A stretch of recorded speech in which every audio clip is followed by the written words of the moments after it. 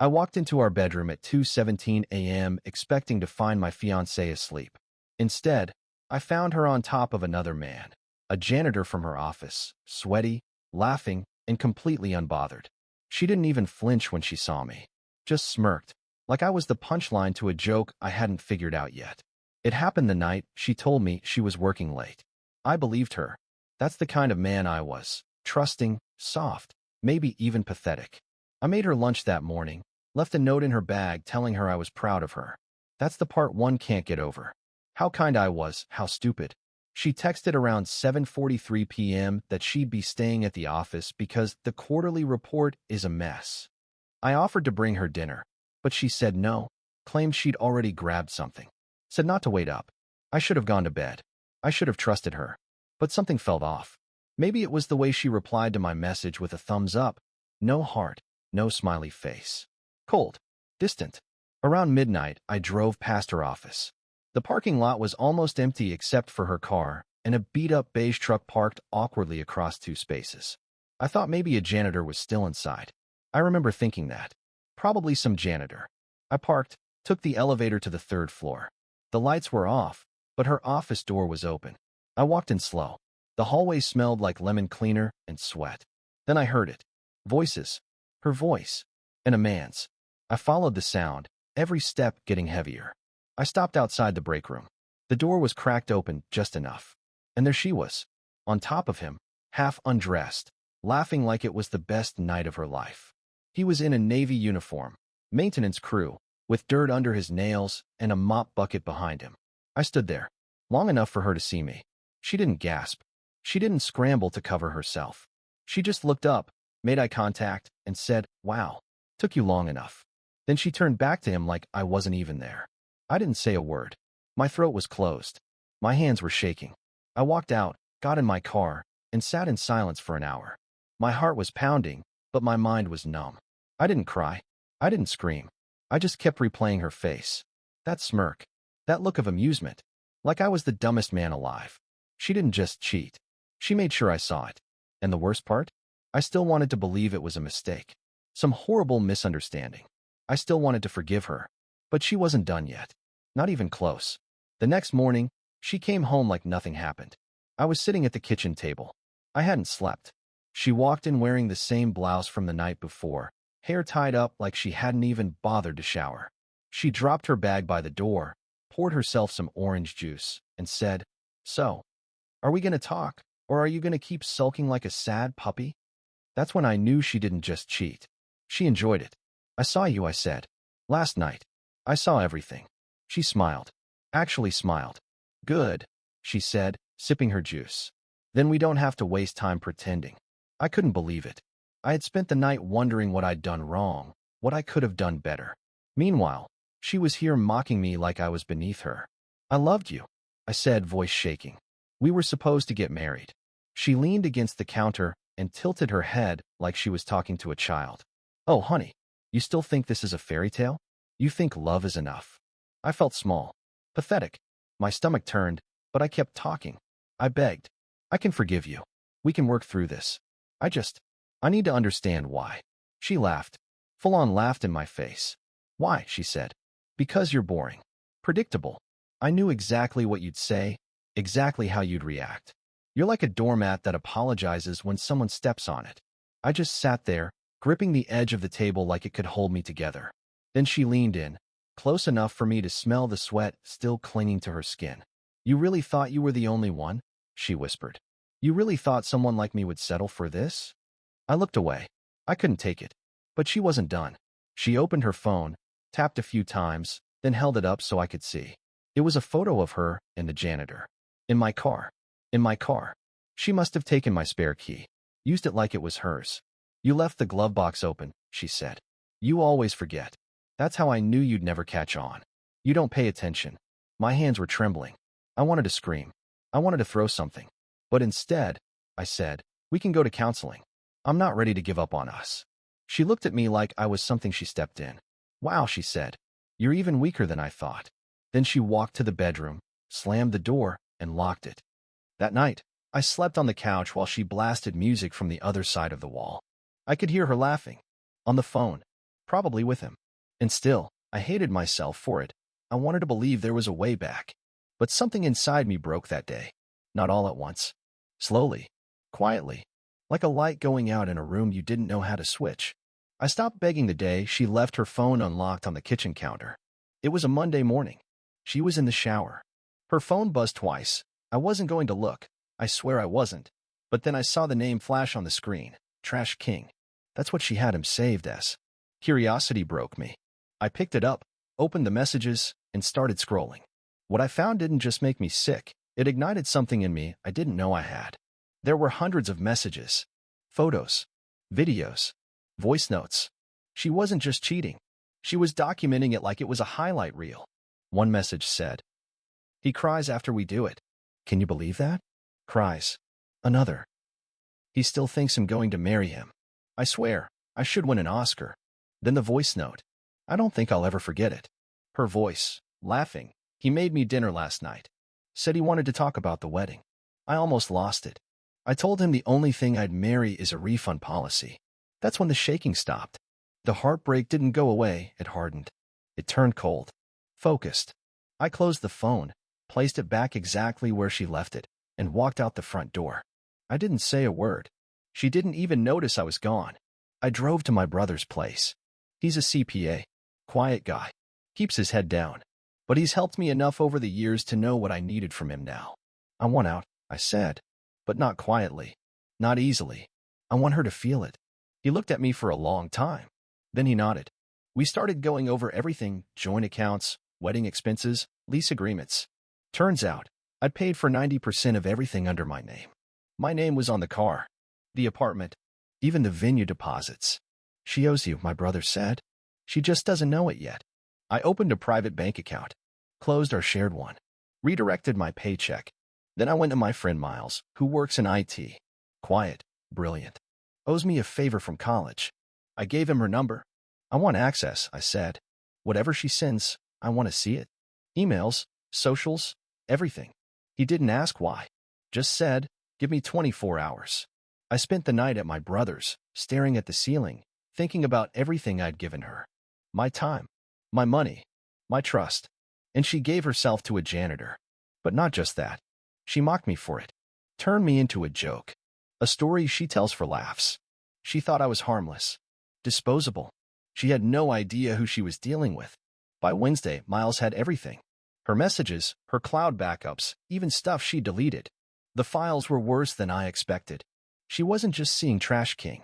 She was juggling 3 others, a sanitation worker named Darnell, a part-time bus cleaner named Eddie, and some guy she called Shovel, who she claimed lived in the back of an abandoned car wash. She had a type, apparently. They all thought she loved them. She lied to each one, played them against each other.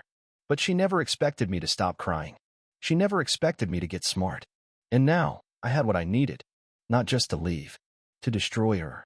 The day I hit back, she didn't even see it coming. It started with the venue. We were supposed to get married at a luxury estate in the hills, $9,800 deposit, all under my name. I called them, sent over documentation, and explained we'd broken off the engagement. They asked if I wanted to reschedule or cancel. Cancel. And transfer the date to someone else if you can. I don't want it anymore. I asked for the refund to be mailed as a check, directly to my new address. Not ours. Mine. Next, the dress. She'd picked it out months ago, a designer piece she couldn't afford on her own. I put the entire balance on my card. It was still at the boutique, waiting for final pickup. I called and canceled the order. She'll probably show up looking for it, I said. Just tell her the account was closed. They agreed. Politely, but firmly. Then I went to the jeweler. That ring, the one she flaunted on social media, the one she said made her feel like a queen, I'd kept the receipt and the warranty. I brought it back. They offered 70% of what I paid. I took it without blinking. That same afternoon, I called the leasing office for our apartment. The lease had 3 months left, all in my name. She'd never paid a cent. I submitted a move-out request, listed damages she'd caused, holes in the wall, a shattered mirror, broken cabinet hinges. Do you have photos? They asked. I did. Dated and time-stamped. They thanked me. Said I wouldn't be liable. I scheduled movers to come pack up my belongings. Everything she brought in, I left. The couch she loved so much. Hers. The TV I bought. Gone. When I left the apartment, I left the key on the counter and the door wide open. I didn't text her. I didn't leave a note. I just vanished. 3 days later, she started calling. First it was, "Hey, are you okay?" Then it turned into, "Why is the venue saying everything's canceled?" Then, "Where's my dress?" Then, "Why isn't our key working?" Then she found the empty apartment. That's when she lost it. She showed up at my brother's place, screaming, banging on the door like a lunatic. "I know you're in there," she yelled. "You think this is funny?" I stayed quiet. She stood outside for almost an hour. I watched her from the upstairs window. She was pacing, sweating, cursing. All the control she used to have, gone. That night, she posted some passive-aggressive message on social media. "Be careful who you trust. Some people are snakes hiding under nice guy skin." I didn't respond, but the comments started rolling in. People were confused. A few mutual friends started messaging me, asking questions. That's when I sent them her own screenshots. The ones where she laughed about me, mocked me, planned hotel meetups with men who didn't even own toothbrushes. I didn't have to explain anything. Her reputation started crumbling on its own. And that's when she texted me, "You want to act petty? I can play that game too." I smiled. She thought this was a game. She hadn't even seen the board yet. It started with a knock on my brother's door at 6:40 in the morning. He opened it. I was still in bed. 2 uniformed officers. They asked for me by name. "Mr. Lanning, we need you to come with us. There's been a report filed regarding harassment and unauthorized access to private data." I didn't even know what to say. They showed me the complaint. She told them I'd hacked her phone, that I'd posted her private messages, that I'd harassed her at her job. None of it was true. But she had screenshots, the same screenshots I had pulled from her phone. Only now, she'd doctored them, cropped out her parts, left just enough of mine to make me look unstable. I was in handcuffs by 6:52 a.m. At the station, they took my phone, my laptop, even asked about my brother's desktop. They said it was just a precaution while they assessed the digital evidence. She'd gone nuclear. I spent 7 hours in a holding cell before they released me with a warning and a court summons for a preliminary hearing. Misdemeanor harassment. If convicted, I'd have a record. Community service at best, jail at worst. When I got back to the apartment my brother had set up for me, she was already ahead of me there too. She'd told our mutual friends I was unstable, dangerous, that I had a breakdown after the breakup and started stalking her. Some people believed her. The ones who hadn't seen the screenshots, or who didn't want to. She was already spinning the story online, playing the victim, posting things like, "It's terrifying when someone you love turns into someone you don't recognize." Then she went for my job. Someone from HR forwarded me an anonymous complaint. Said I'd been using company time and resources to harass an ex-fiancé. She didn't sign her name. She didn't need to. A week later, I was on unpaid administrative leave pending review. No paycheck. No benefits.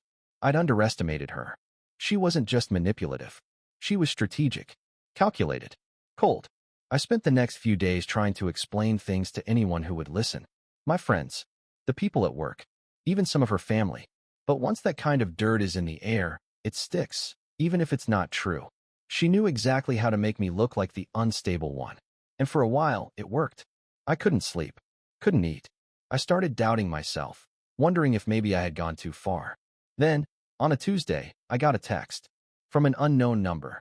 "You don't know me, but I know what she did to you. And I've got proof." Attached was a photo of her. Not with Trash King. Not with Eddie or Darnell or Shovel. With someone else. A man in a suit, holding her by the waist, whispering in her ear. The timestamp was from last week. While she was crying on social media and filing police reports, she was still playing the game. Only now, it wasn't just me she was lying to. She was lying to all of them. And I had my first crack back into her new world. The man in the photo was someone I recognized. Derek Whitmore, senior operations director at her firm. Married, 2 kids. And according to LinkedIn, he'd just posted a photo of his work family at a charity gala last weekend. Same event, same suit, same smile. The woman on his arm, cropped out of the public post? My ex-fiancée. I didn't reply to the number that sent me the photo, not yet. I saved it. Then I spent the next few hours tracing the number. It came back to an old work phone tied to someone named Carla R. I knew that name. She was fired from the same office months ago, one of her former co-workers. Word was she got pushed out because of interpersonal conflicts. Guess who did the pushing? I texted back. Meet me. 1 hour. Same diner she used to go to after work. Bring everything. She showed up. Nervous. Pale. But with a manila envelope in her bag. She didn't want money. She didn't want revenge. She just wanted someone to know the truth. I couldn't watch her destroy another person, Carla said. Especially someone who didn't deserve it. Inside the envelope were emails from my ex to Derek. Flirty, explicit, timestamped during company hours. Travel receipts billed to the company card for conference weekends in cities where no conferences were taking place. And best of all, the audio recordings. Apparently, Carla had once complained about inappropriate behavior at work. My ex had threatened to make things difficult. So Carla started recording. And in one of those recordings, clear as day, my ex bragged about crushing her ex-fiancé for fun and said, "He thought I was the villain? Please. I made him look like the guy who needs help. HR won't touch me, not with who I'm sleeping with. I didn't need more. I didn't go to her. I went to HR at her job. I emailed the full packet, anonymously, from a library computer, with a copy sent to the company's legal department. 2 days later, she was suspended pending internal investigation. She didn't see it coming. She called me 6 times that day, left voicemails crying, "I know you're behind this. You're ruining everything." I didn't reply. Then came the texts. "Please, can we talk? You don't understand what you're doing. I could lose everything." But I wasn't done. I sent the same packet to Derek's wife. She replied with one sentence. "Thank you. I'll handle it from here." Within 48 hours, Derek's name was scrubbed from the company website. My ex went private on all her accounts. Her friends stopped posting photos with her. One of them unfollowed her mid-live stream. I saw it happen in real time. Then she showed up at my door. Disheveled. Quiet. "You think you've won," she said. "No," I said. "I'm not playing anymore. You already lost." She looked at me, really looked at me, and for the first time, I saw something unfamiliar in her eyes. Fear. But the game wasn't over. Not by a long shot. I thought I'd buried her. I thought stripping her job, her affair, her reputation would be the end. But I forgot who I was dealing with. She didn't retreat. She rebranded. 1 week after her suspension, she posted a long emotional story on her new account. Different name, different tone. Black and white photos, solemn captions. A full PR spin. When survivors speak out, they're labeled unstable. When abusers hide, they call it silence. I won't stay silent anymore. She painted herself as the victim of me. Said I was abusive, controlling. That she'd been emotionally manipulated for years and shamed into silence. And it worked. Her followers tripled in 4 days. Other women started sharing her post, commenting, messaging support. She was rebuilding, not as the villain, but as the wounded heroine. And then came the part that hit me hardest. She filed for a restraining order, claimed I'd been following her, that I sent her threatening emails, that I had a history of obsessive behavior and was mentally unstable. It was all lies, but it didn't matter. The hearing was scheduled within 72 hours. And because of the police report she filed weeks ago, the one about me hacking her phone, the judge granted a temporary order, effective immediately. I wasn't allowed within 500 feet of her.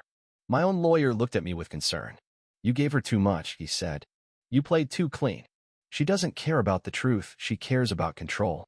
Then it got worse. She went to the landlord of my new apartment, the one my brother helped me get.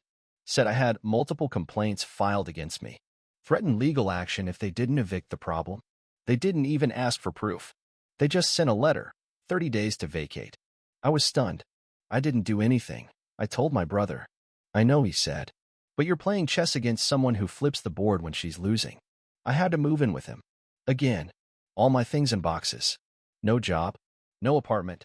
And now, I couldn't even defend myself in public without violating the restraining order. She'd isolated me. She was invited to speak on a podcast about emotional recovery from controlling relationships. I sat in silence, listening to her talk about me like I was a ghost that haunted her. Then came the final blow, the thing that made me understand what real power was. I got an email from my old company's HR. Not about my job. About hers. They said she'd filed a formal complaint against me retroactively, saying our engagement had been abusive and made her workplace unsafe. That I'd manipulated her finances and used surveillance tech to track her. I couldn't believe what I was reading. There was a threat of legal action. She was trying to bankrupt me now. I looked at my lawyer. What do I do? He didn't even blink. You need something she can't twist. Something she doesn't know you have. And I knew what he meant. There was something. Something buried. Something she never expected me to keep. But it came with a price. It was on an old hard drive, buried in a drawer in my brother's garage, wrapped in a towel under a stack of tax folders. I hadn't touched it in years. It was from before we even got engaged. Back when we lived in that first apartment, the one with the moldy ceiling and the broken heater. She never knew I had it. It had backups from my old phone, security camera logs from my apartment, exported chat logs I'd saved before upgrading systems. It wasn't meant for revenge. I just used to back everything up. I was obsessive like that. But inside one of those folders was a screen recording from 2 years ago. A 37-minute FaceTime call. Between her and a friend. Drunk. Loose-tongued. She didn't know I had screen recording enabled back then. I didn't even remember doing it. But there it was, clear audio, clean video, time-stamped, dated. I hit play. Halfway through, I heard it. Her laughing, red wine in hand, talking about me like I was some poor charity case she was dragging along. He thinks I'm serious. He's still saving for a ring. I already bought mine on a fake receipt. He'll never know. Then more. The job? Oh, please. I got it because I slept with Derek's cousin. Derek just doesn't know it yet. Or maybe he does and likes the chaos. And then the one line that changed everything. If he ever tries to leave me, I'll say he hit me. Boom. Instant control. No one questions a woman crying on camera. I sat there frozen. It wasn't just manipulation. It was premeditated. She planned the lies. Years in advance. With intent. This wasn't emotional chaos. It was strategic abuse. I took the video to my lawyer. He watched it twice. Then looked up and said, "This changes everything." We submitted it to the court. Quietly. No social media. No online fight. Just the legal system. The real one. It wasn't about defamation anymore. It was perjury. False police report. Intentional career sabotage. Abuse of legal process. My lawyer filed a motion to reverse the restraining order and presented the video as evidence of malicious fabrication. Within 72 hours, the order was suspended pending investigation. She didn't know yet, but I could feel the ripple. The HR department at her old job reopened the case. Her name started to disappear from Survivor podcast promos. A moderator from the online community where she'd gained traction messaged me. "Hey, we're hearing some serious accusations about her. Can you confirm?" I sent them the video. I didn't say a word. Let the truth speak. 2 days later, she posted a story. Black screen. White letters. Taking a break from social media for my mental health. No likes. No comments. Silence. And for the first time in months, I slept. Not well, but without fear. I had proof now. Not for revenge. For leverage. And when people like her lose control, they panic. I just had to wait. And she didn't make me wait long. The court didn't move fast enough. By the time my lawyer submitted the video, she'd already made another move. She filed a civil suit against me, defamation, emotional distress, and violation of digital privacy. And this time, she had a legal team. Not just one attorney, a firm. Paid for, I assumed, by some new enabler who hadn't learned what she really was. They hit me with everything. A restraining order request reinstated under a different jurisdiction. A digital forensic audit claim. A subpoena for all my devices, even my brother's home network. And worst of all, the podcast resurfaced. Only now, they'd edited out anything vague or legally risky. They re-released her episode with a message at the top. Due to ongoing harassment, we've enhanced privacy protection for our guests. It was a lie, but they knew how to play the algorithm. She went viral. Again, influencers reposted her face. Tweets went out calling her brave. A foundation for emotional abuse survivors even offered to sponsor her speaking tour. I couldn't keep up. My job wasn't taking me back. The investigation stalled. Her PR was faster than the courts, louder than my evidence. And worst of all, some of my friends believed her now. Not because of facts. Because of fatigue. She seems stable, they said. You're still posting about this? You have to let it go. I wanted to scream. She was rewriting history. Outplaying me again. She knew how to wear down the truth until it looked like obsession. And then she filed for damages. Claimed I owed her for reputational harm and professional sabotage. Her lawyer proposed a settlement. $75,000. I laughed when I saw it. But my lawyer didn't. She's laying a trap, he said. If we don't respond right, She could drag this out for years. And if you lose once, you lose everything. I felt sick, cornered, beaten. Again. That night, I went for a drive. I didn't even know where I was going. I just needed to breathe, needed to escape the feeling that she'd outmaneuvered me in every way. I pulled over at a gas station, sat there for almost an hour. Then I checked my phone. One notification. Not from her. From Carla, the woman who gave me the recordings. The message was simple. Check your email. I found something. She doesn't know it exists. My heart kicked. I opened the file she sent. A document. One page. Titled, Employment NDA Addendum, Internal Only. It had my ex's signature. And Derek's. In one line that changed everything. In the event of public disclosure of any inappropriate conduct, the employee waives all right to corporate indemnification. Translation? If she was found to be part of an internal scandal, her law firm wouldn't protect her. She wasn't untouchable. She just thought no one would ever find the paperwork. And now I had it. Something she couldn't spin. Something she couldn't delete. She'd won the battle. But I just found the grenade. And all I had to do was pull the pin. I waited 48 hours before I did anything. Not because I wasn't ready, I was. I had the document printed, digitized, and prepped for distribution. One click, and every board member at her former firm would see it. One click, and her new speaking tour would be canceled. One click, and every company she ever tried to work with would know that her own employer had disowned her in writing. It would be irreversible, and she'd know exactly who sent it. I wasn't going to do it out of rage.